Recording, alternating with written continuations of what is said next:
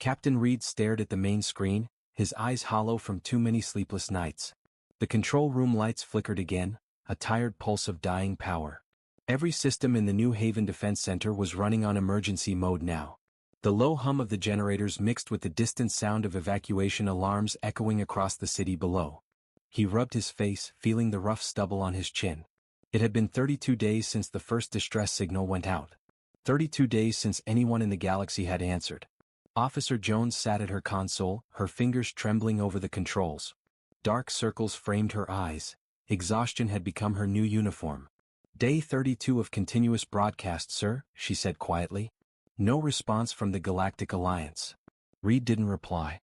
He just nodded slowly, his gaze drifting toward the large window overlooking the colony. From here New Haven looked peaceful, too peaceful. He could see the twin moons reflecting off the ocean. He could see the silver towers of the main city, still standing proud.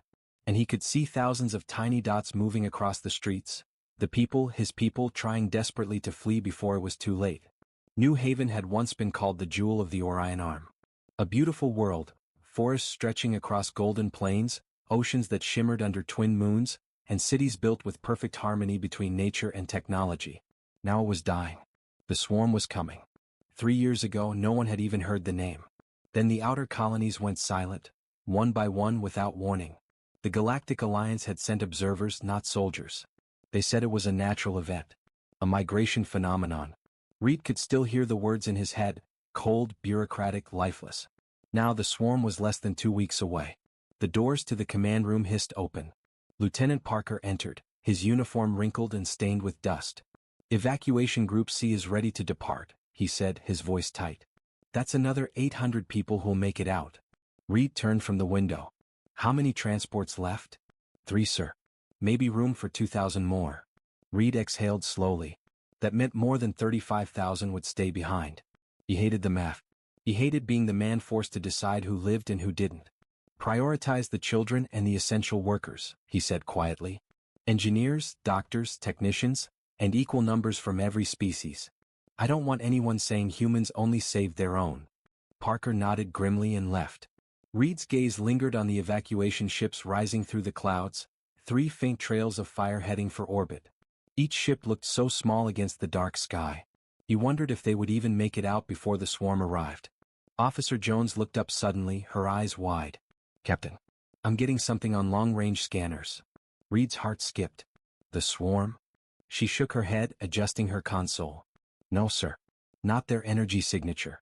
These readings, they're different." Reed moved beside her, staring at the glowing data across her screen. Hundreds of signals, ships, dropping out of faster-than-light travel at the edge of the system. His stomach tightened. "Put it on the main display." The massive holographic screen flickered, showing the void beyond New Haven, a cold, star-filled ocean. And then faint lights appeared, hundreds of them, moving in perfect formation. The control room fell silent. Even the hum of the machine seemed to fade. Reed stared, his breath caught in his throat. Those weren't swarm ships. The swarm's vessels were organic, jagged, almost alive. Monstrous things that crawled through space like insects. These ships were different. Angular. Metallic. Built with clean lines and hard edges. Built by hands not grown in hives. "Sir," Parker said quietly, re-entering the room. "Are those Alliance ships?" Reed's eyes narrowed. "No, look closer." The central ship moved forward, massive and dark, its hull shining under the light of New Haven's twin moons. And there, on its side, glowing in blue and green, was a symbol Reed hadn't seen in decades. The Earth emblem. Jones whispered, That's an Earth fleet." Reed felt his throat tighten. That couldn't be right. Earth hadn't had a real military fleet since the Treaty of Seoul, 60 years ago. The Alliance had stripped humanity of its warships after they joined the galactic community. But here they were. Dozens, no hundreds, of human ships, armed and armored, moving like a single living creature. Frigates, carriers, battleships. Every class of vessel once thought lost to history. How did they even hear us? Jones asked in disbelief. "We're 60 light-years away from Earth. Our distress call shouldn't have reached them yet." Reed had no answer. He just watched the fleet draw closer, forming a defensive line between New Haven and the incoming swarm route. Then his comms panel flickered to life. A signal. Human encryption. Audio only. Reed swallowed, his voice barely a whisper. Put it through. A voice came through the static, steady, commanding, unmistakably human. This is Admiral Helena Kincaid of the United Defense Fleet. To the people of New Haven, hold your ground. You are not alone. Jones gasped. Parker's hands froze midair. Reed's heart pounded. The line crackled again. Earth received your SOS. The Alliance may have ignored you, but we did not. For a moment Reed couldn't breathe. He looked at the holographic display, the fleet now positioning itself between them and the stars beyond. The ships aligned in a perfect crescent, their engines glowing bright blue. Each ship bore scars of battle, dents, burns and blackened hulls, but none slowed. They came ready to fight. Ready to die. Reed stepped closer to the glass, watching in awe as the first ships powered up their weapons. Energy signatures flared like distant suns. Then the Admiral's voice echoed one final time. To all survivors on New Haven. This is Earth. We heard your call. The screen flickered and the voice faded. The room stayed silent for several seconds, every officer frozen, every heart pounding. Then Reed whispered, his voice breaking through the still air. That's an Earth fleet. The words felt unreal, like a prayer made flesh. Hope, fragile, impossible hope, filled the room for the first time in weeks. Outside the stars began to move. The human ships shifted into formation, blocking out the light of the moons. And far beyond the system's edge, new energy readings appeared, the swarm coming fast. Reed didn't look away. He knew what was coming next. He knew the battle they couldn't win. But for the first time in months, he didn't feel afraid. He straightened, his voice calm and sure. Prepare all defenses, he said. If Earth came for us, we'll fight beside them. The war for New Haven had begun. The control room of New Haven's defense center fell silent. Every eye turned toward the main screen, glowing with hundreds of moving dots, each shining like a small star. Captain Reed stood frozen. For a moment he couldn't breathe. The scanners confirmed what the crew already saw. An entire fleet had arrived at the edge of the system. But it made no sense. New Haven was too far. Too forgotten. Too alone. Officer Jones adjusted the sensors again, her hands shaking. Sir, these aren't swarm signatures, she said, voice trembling. Reed leaned closer. The screen zoomed in, sharp edges, metal hulls, cold precision. These ships were not alive like the swarm's dark organic shapes. They were built, armored, engineered. Identification. Reed asked, his throat dry.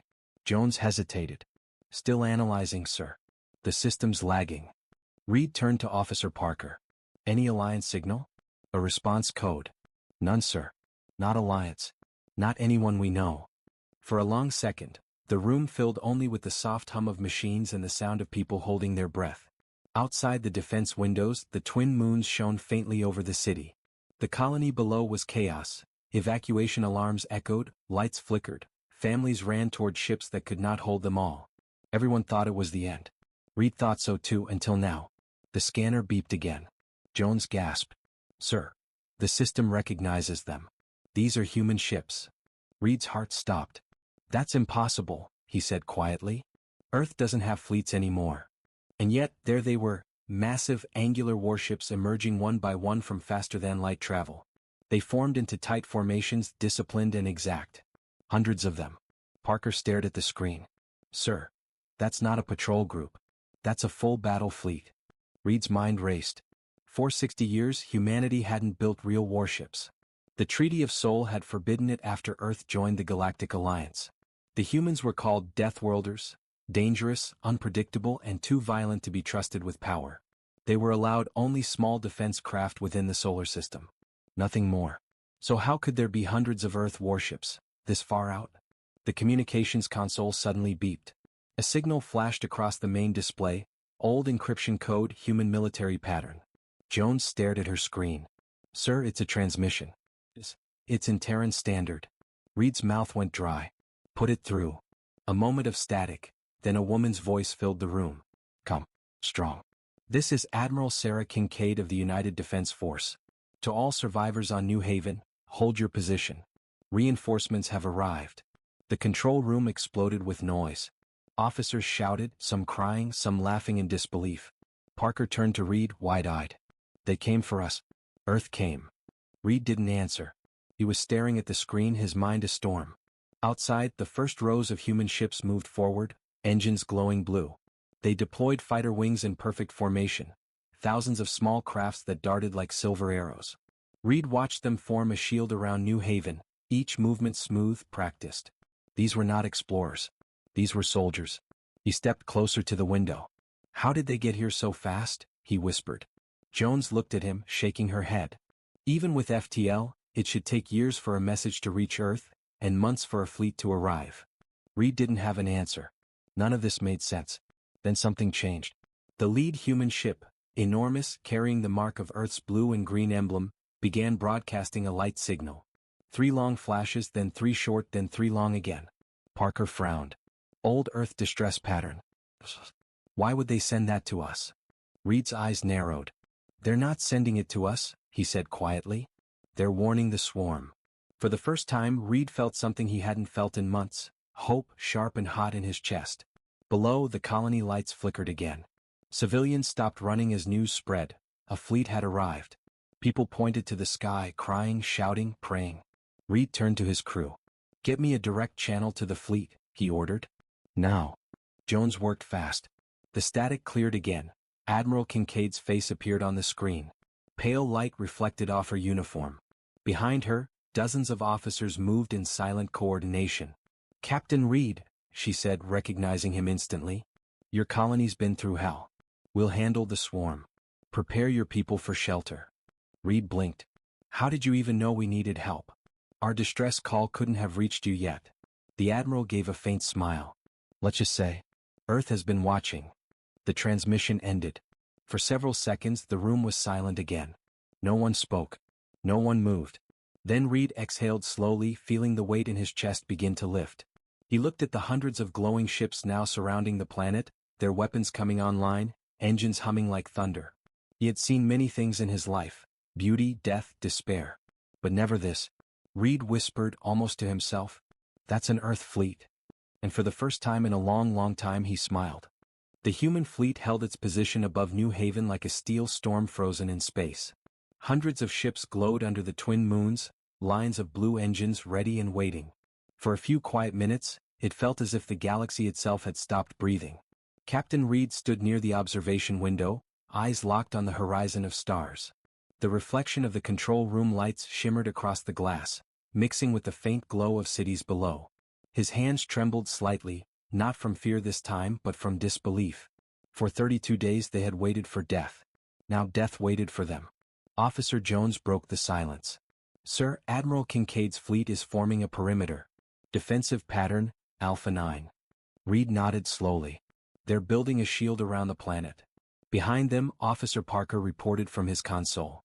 "Civilian evacuation paused, sir. People are staying near shelters. They're watching the sky." Reed could imagine it. Thousands standing on rooftops, children pointing upward, parents whispering prayers. For the first time in weeks they weren't running. But hope was fragile. And the stars were beginning to move. Jones frowned at her screen. "Captain, we're getting new readings. Multiple signatures entering the system from jump space." Her voice cracked on the last words. Reed turned sharply. "How many?" She hesitated. "Too many to count." The lights in the room dimmed as the alert sirens activated. On the main screen hundreds, no thousands, of dark red shapes emerged from the void. Each moved like a living thing, twisting and bending unnaturally. Their hulls were not metal but organic, pulsing like muscle under translucent armor. "The swarm," Parker whispered. Reed felt the air grow heavy. The nightmare had finally arrived. He stared as the alien fleet spread like a disease across the stars. The swarm didn't travel in formation. It poured forward in chaos, an ocean of predators, alive with hunger. "Admiral Kincaid's ships are moving to intercept," Jones said, her voice shaking. On screen the human fleet began to shift. Every movement was clean, disciplined, mathematical. The contrast was terrifying: order against madness, steel against flesh.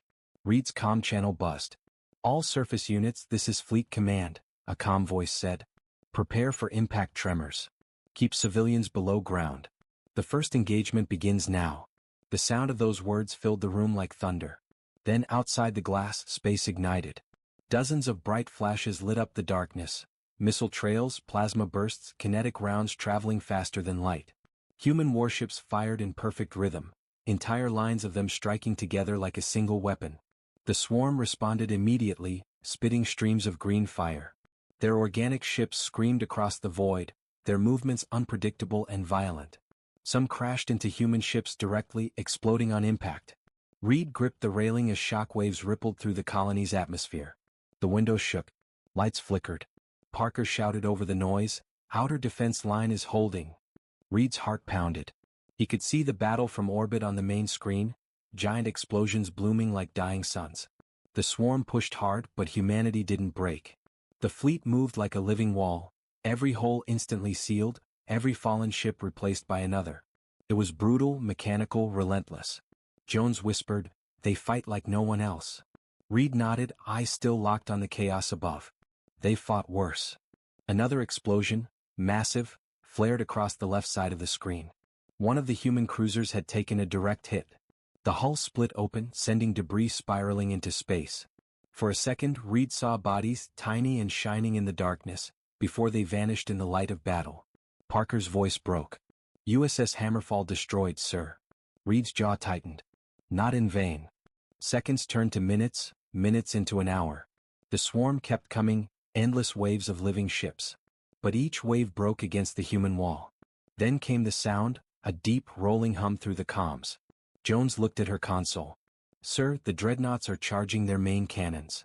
On the main screen, 3 massive human ships moved forward. Their sides glowed white-hot, energy building along magnetic rails that stretched the length of each vessel. The swarm concentrated fire on them, thousands of shots at once, but the dreadnoughts held. Their armor burned but didn't break. Reed watched as Admiral Kincaid's flagship, Solaris, gave the order. Fire. The 3 dreadnoughts unleashed their energy. Beams of light brighter than suns tore through space, cutting entire swarm clusters in half. The explosion was so large it lit New Haven's sky like daylight. Every person on the planet saw it, even those deep underground. For a moment there was silence. No movement. No sound. Only light. Then the scanners updated. "The swarm's losing coordination," Jones said. "They're falling back." Reed could barely believe it. The unstoppable enemy, the horror that destroyed worlds, was retreating. He turned toward the window again, eyes wide. Human ships pushed forward now, chasing the enemy. The once defensive line became a spear, cutting deep into the swarm's heart. The battle wasn't over, not yet. But for the first time it wasn't New Haven running, it was the swarm. Parker let out a breath he hadn't realized he was holding. "Sir, we might actually survive this." Reed didn't answer. He was still watching, unable to look away. Human ships burned, broke, and kept fighting. Every loss was replaced by 2 more stepping forward. He whispered, half in awe, half in fear. "They came to save us, but look at them. They're here to end it." Outside, the last line of human fighters dove into the swarm, engines blazing like fireflies against the void. The sky burned again, and the war for New Haven truly began. The sky above New Haven burned. From the colony surface, it looked like the stars themselves were exploding. Blue and red flashes tore across the blackness. Every detonation painted the clouds in new colors: fire, ash, and light. Inside the defense command room, the noise was constant. Alarms, comms, and static overlapping into a single roar. Captain Reed stood still, hands gripping the railing, eyes locked on the display. He didn't blink. Couldn't.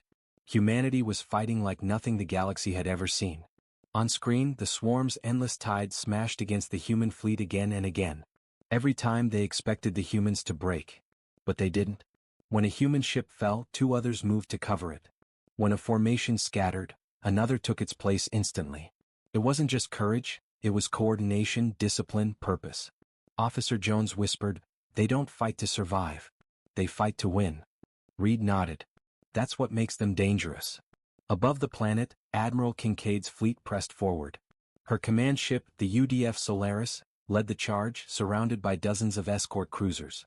Her calm voice filled every ship through comms. "We hold this line. No retreat. No mercy." The swarm answered with fury. Thousands of organic vessels swarmed around the human fleet, moving like living shadows. They spat acid beams and plasma fire, burning through space like green lightning. The humans met them with railguns, missiles, and precision strikes. Each blast ripped open the void, tearing through the enemy. And yet the swarm kept coming. In the command room, Parker shouted, "Outer perimeter shields are fluctuating." Reed turned sharply. "Reinforce with the lower orbit platforms."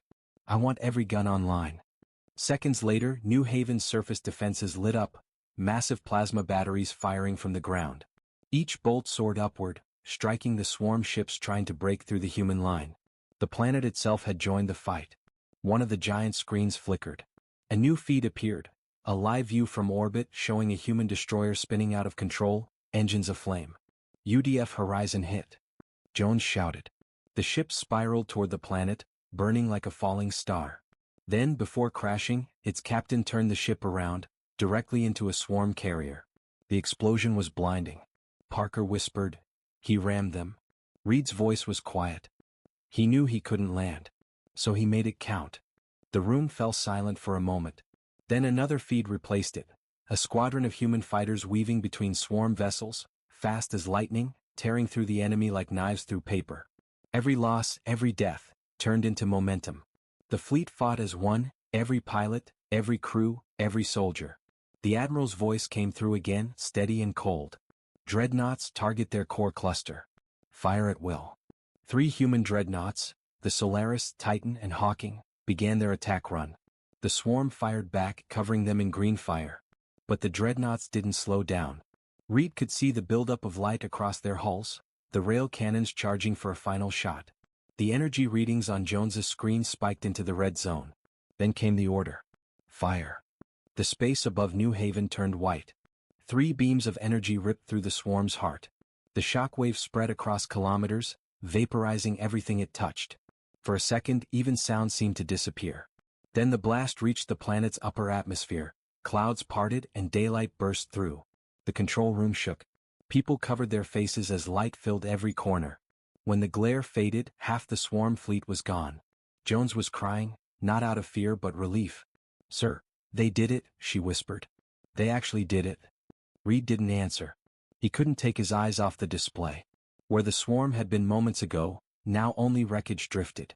Broken organic ships floated lifelessly, leaking green fluids that froze into glittering ice.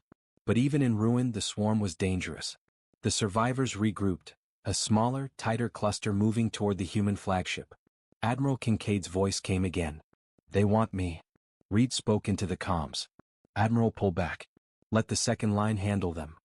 "Negative," she replied. "They came for blood. They'll get it." The Solaris charged straight into the center of the enemy. Every gun on the ship fired at once, blue-white light cutting through darkness. Swarm ships exploded in waves, but dozens still crashed into her hull. Reed watched as the flagship vanished behind a wall of flame. "Signal lost." Jones cried. "The Solaris is hit." For a heartbeat, no one spoke. Then, through static, Kincaid's voice returned. "Target locked. All ships, fire on my mark." Her ship was burning. Her hull breached. But she stayed in command. Mark. Every surviving human ship fired together.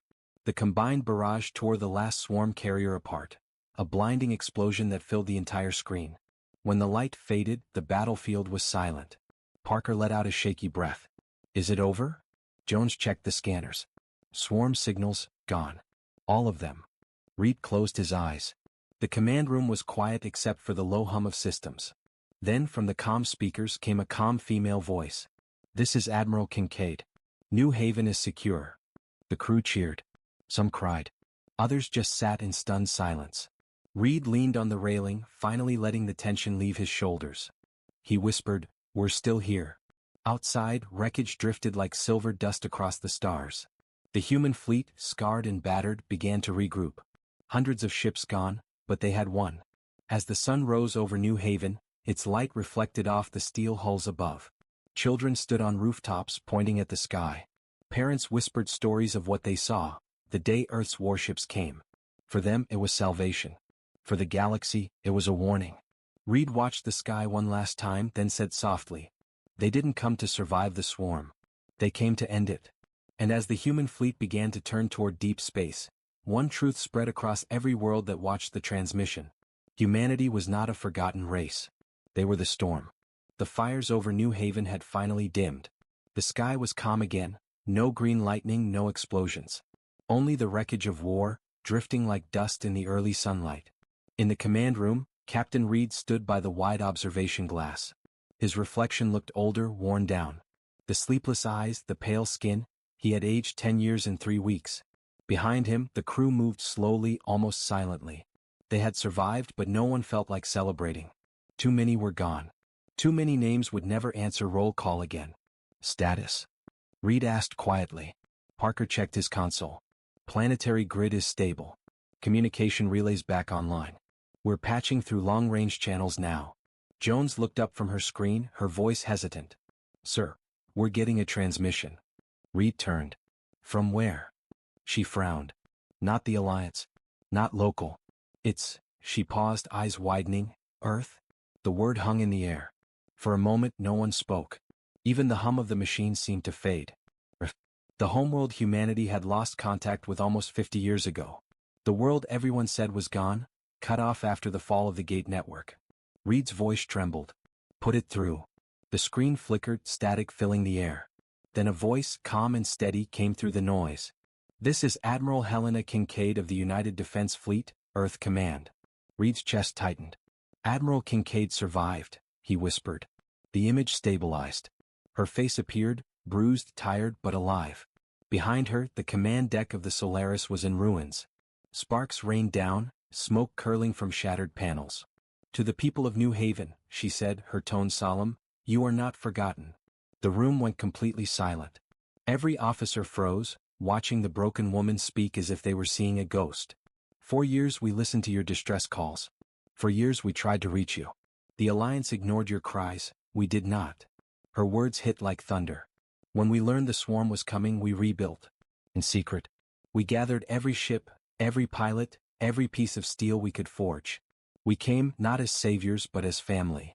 Reed's throat tightened. He had dreamed of hearing Earth's voice again. He had imagined it 1,000 times. But this was different. This was pride.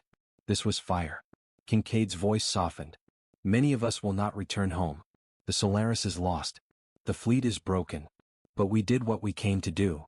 She looked straight into the camera. Her eyes, cold and unwavering, seemed to meet Reed's. The galaxy turned its back on us. The Alliance thought humanity was weak, divided, primitive. But we remember what they forgot. Her tone grew fierce. We are the species that tamed fire. We are the species that walked on the moon. We are the species that never surrenders. The crew around Reed stood motionless. Every word echoed through them like a heartbeat. If you can hear this, Kincaid said, know that Earth stands again. The United Defense Fleet is returning to Sol. But this war is far from over. The swarm still spreads beyond the outer sectors. Prepare. Fortify. Humanity is rising once more. The transmission began to crackle, static swallowing her voice. Before the signal died completely, they heard one final line, quiet but powerful. For every world we lost, we'll take 10 back.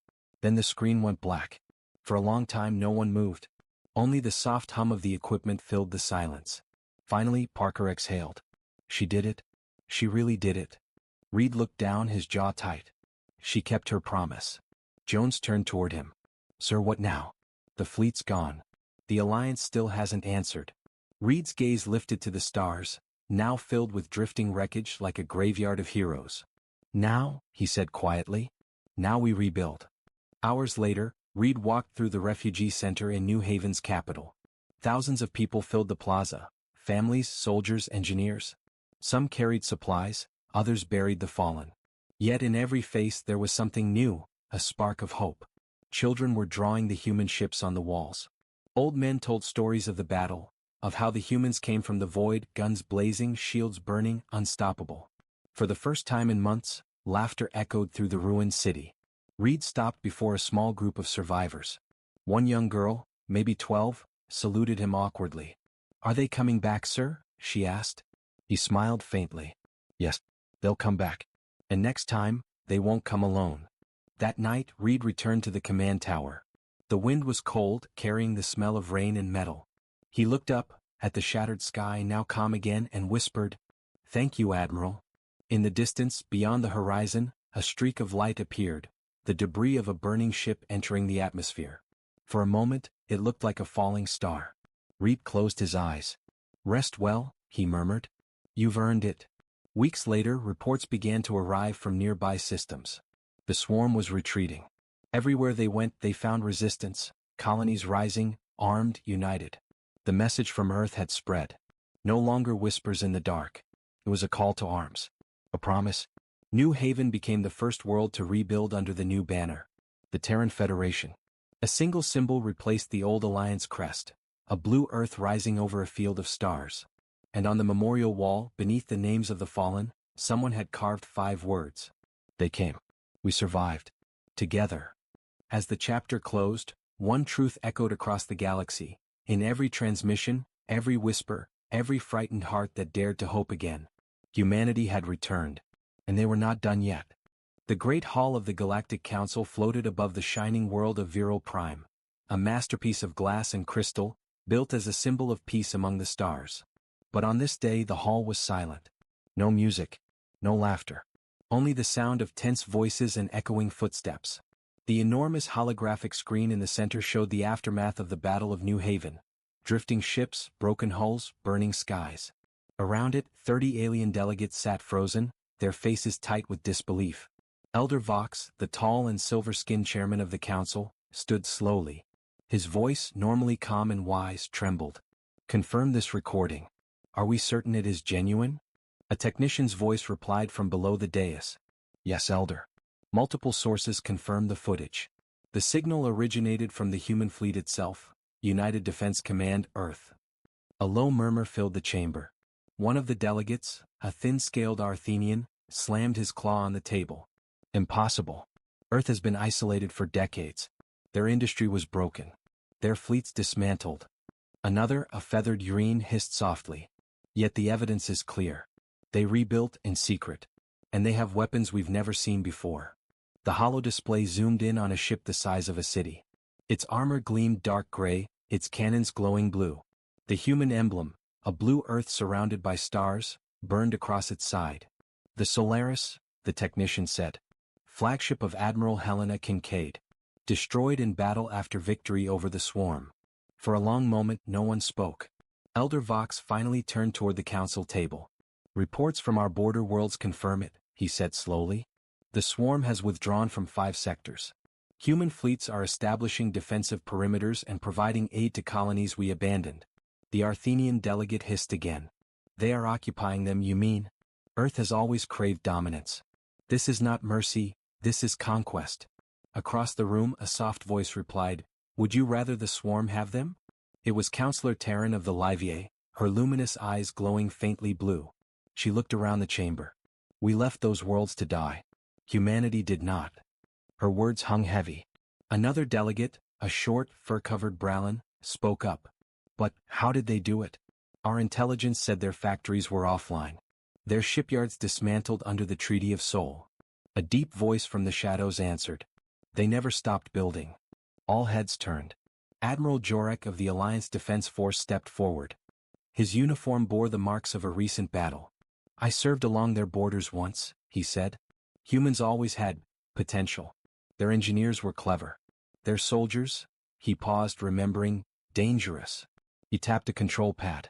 Another hologram appeared, the final message from Admiral Kincaid. Her words echoed through the hall once again. The galaxy turned its back on us. The Alliance thought humanity was weak. We remember what you forgot. We never surrender. The silence that followed was suffocating. Elder Vox rubbed his temples. What are they planning now? Jorek sighed. They call themselves the Terran Federation. Their fleets are rebuilding the outer colonies. They've already offered protection to 20 systems once under Alliance control. The Urine delegate's feathers flared in alarm. That's open rebellion. The Charter forbids independent military alliances. Vox's voice grew heavier. And yet, what will you do? Send ships? Condemn the very species that saved our colonies from extinction? No one answered. A moment later, the doors to the chamber opened. A messenger drone floated in, projecting a shimmering blue transmission. This just arrived, the aide said nervously. Priority code, human origin. The entire hall froze. The hologram unfolded, and the seal of the Terran Federation appeared. Then a voice, deep, clear, undeniably human, filled the chamber. To the Galactic Council of the Alliance. This is Captain Nathan Reed of New Haven Colony. Elder Vox straightened, his heart pounding. He remembered Reed's name from the evacuation reports. The man should have been dead. We send this message not in anger but in truth. When the swarm came you turned away. When we cried for help, you called us primitives. And when our worlds burned, you watched. The delegates shifted uncomfortably. But humanity does not forget. We fought. We bled. We endured. And now we stand. Reed's voice hardened. We will rebuild what you abandoned. We will protect those you left to die. And if the swarm returns, we will be ready, even if we stand alone. The message paused for a moment, then ended with one line that sent chills through every corner of the hall. The age of waiting is over. The Terran Federation is born. The hologram faded, leaving only silence. Elder Vox sat slowly, the weight of the moment pressing on his shoulders. The Arthenians slammed the table again. This is war. The humans are declaring independence, power. But Counselor Terran whispered softly, "No, this is survival." Vox looked up, his old eyes reflecting the stars outside the dome. "Perhaps," he said quietly, "we are witnessing the return of something the galaxy forgot, courage." That night, as the council chamber emptied, Elder Vox stood alone at the great window. The stars glimmered beyond the glass, quiet, eternal, and watching. He thought of Earth, the dangerous little world everyone had dismissed, forgotten. The death world that refused to die. In the distance he could see the faint shimmer of fleet signals, human ships patrolling near Alliance space. They looked small compared to the vastness of the void. But there was something about them, something unyielding, alive, almost defiant. Vox whispered to himself, "They were right to fear you." He turned away, his robes whispering across the polished floor. Outside, a new star was rising in the night, brighter than the rest. And across the galaxy, the message spread like fire through dry grass. Earth has returned. The death world lives again. And this time,